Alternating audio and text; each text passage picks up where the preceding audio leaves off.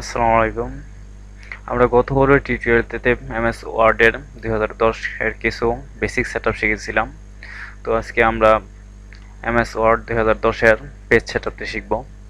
Page setup করার জন্য আমরা প্রথমে পেজ লেআউট উপরের মেনু বাটন থেকে গ্রুপগুলো থেকে পেজ লেআউট বাটন ক্লিক করব। পেজ লেআউট থেকে এখানে আমরা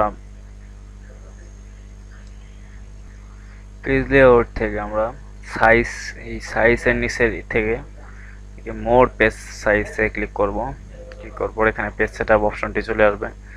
তো এখানে আমরা পেপার সাইজ থেকে যেখানে নরমালি লেটার পেপার সাইজ দেওয়া থাকবে, নরমালি লেটার পেজ সেটআপটি দেওয়া থাকে। তো আমরা এটিকে চেঞ্জ করে এখানে A4 সাইজ দিয়ে দিতে পারি। প্রথমে A4 বাটনে ক্লিক করে ওকে দিয়ে দিলেই আমার A4 পেজটি এসে যাবে। আসলে আমরা ধরুন টেক্সট সাইজটি করব, পরিবর্তন করব টেক্সট বাউন্ডারিজটি।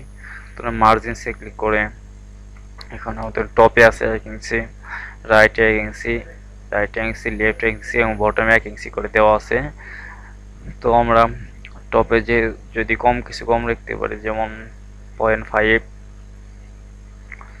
তারপর বটমে কিছু কম রাখতে পারি, সবগুলোতে 0.5 করে দিয়ে দিতে পারি। ঠিক লেফটে 1 ইঞ্চি রাখতে পারি, রাইটে 0.5 দিয়ে দিতে পারি। তারপর ওকে বাটন ক্লিক করে সবগুলোতে 0.5 করে, শুধু লেফটে 1 ইঞ্চি রেখে আর সবগুলোতে 0.5 চলে আসবে। তো আরেকটু, যেমন সাইজ থেকে মোর পেজ সেটআপ থেকে ক্লিক করি।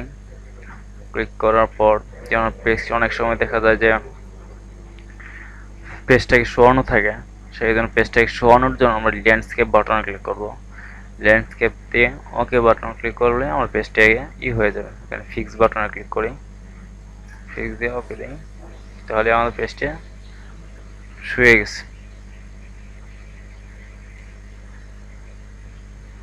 এছাড়া সাইজ থেকে পেজ সেটআপ যাব।